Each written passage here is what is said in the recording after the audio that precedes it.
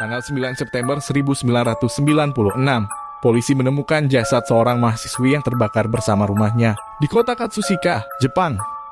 Polisi awalnya menduga bahwa wanita itu meninggal karena kebakaran. Namun setelah diperiksa lebih dekat, ternyata wanita itu merupakan korban pembunuhan. Dan polisi yakin, rumahnya sengaja dibakar oleh pelaku untuk menghilangkan jejak. Hingga saat ini pelaku masih belum berhasil ditangkap. Korban bernama Junko Kobayashi, yang merupakan seorang mahasiswi dari Universitas Sophia yang mengambil jurusan bahasa asing. Saat kejadian dirinya masih berusia 21 tahun. Kronologi kejadian ini berawal di tanggal 9 September 1996 sekitar pukul 3 sore. Pada saat itu kondisi rumah dalam keadaan sepi. Ayah Junko saat kejadian tidak berada di dalam rumah karena ia sedang pergi bekerja. Jadi orang yang tinggal di rumah pada sore itu hanya Junko dan ibunya. Yang mana pada sore itu ibunya juga sudah bersiap untuk berangkat bekerja.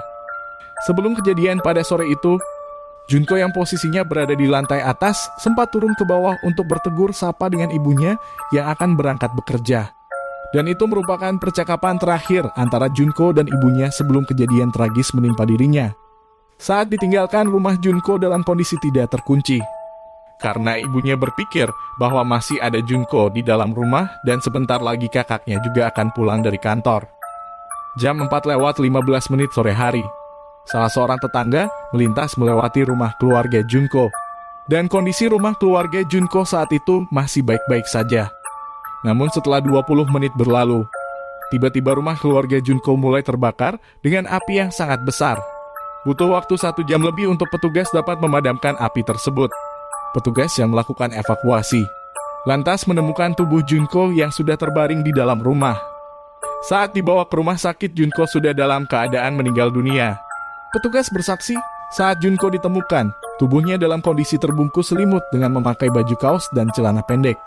Mulut dan tangannya diikat dengan selotip, sedangkan kakinya diikat menggunakan stocking.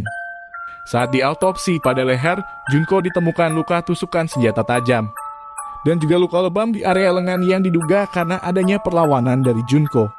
Petugas yakin bahwa Junko dibunuh terlebih dahulu sebelum akhirnya dibakar bersama dengan rumahnya. Polisi yang melakukan olah TKP mendapat banyak kesulitan karena kurangnya bukti yang mengarah kepada pelaku.